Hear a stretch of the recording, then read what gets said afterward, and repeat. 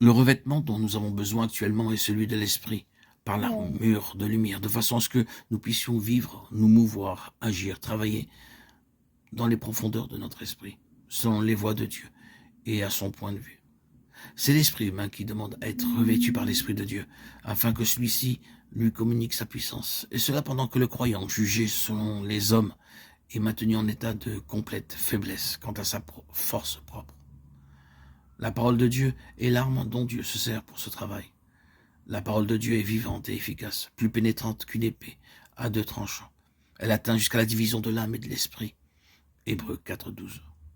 Sur le calvaire, la chair a été crucifiée, mais c'est la parole de Dieu qui demeure et travaille en nous, qui sépare l'âme de l'esprit. Une des facultés de l'âme est l'intelligence.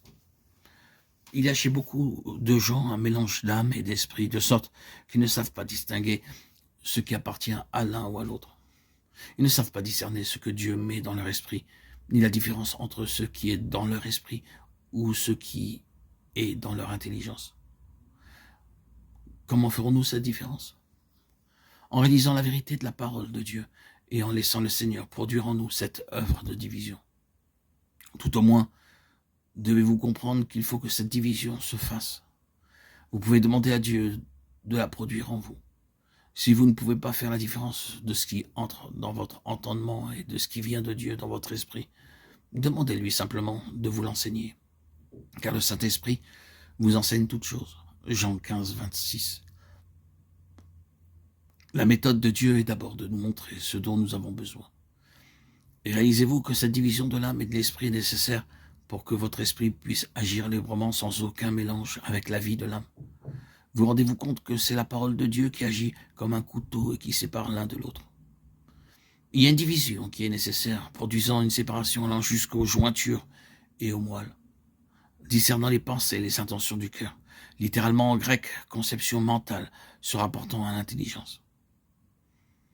Il est évident que nous avons tous beaucoup de conceptions mentales de la parole de Dieu et des conceptions de vérité qui ne viennent pas du Saint-Esprit. Des conceptions, par exemple, de la manière dont Dieu devrait agir, de notre impuissance à discerner son action quand il agit contrairement à nos conceptions mentales. De là naît notre impuissance, notre stérilité. Nos idées préconçues sont certainement ce qui empêche le plus le Saint-Esprit de nous révéler la volonté de Dieu. Vous pouvez aussi avoir une conception mentale de la signification d'un verset qui empêchera le Saint-Esprit de vous en révéler toute la portée. Cette division, je le répète, est absolument nécessaire. Quand il vous semble difficile d'être guidé par Dieu, c'est parce que vous ne laissez pas Dieu vous guider clairement. Et cela à cause de votre incapacité à discerner la différence entre les choses de votre entendement et les choses de votre esprit.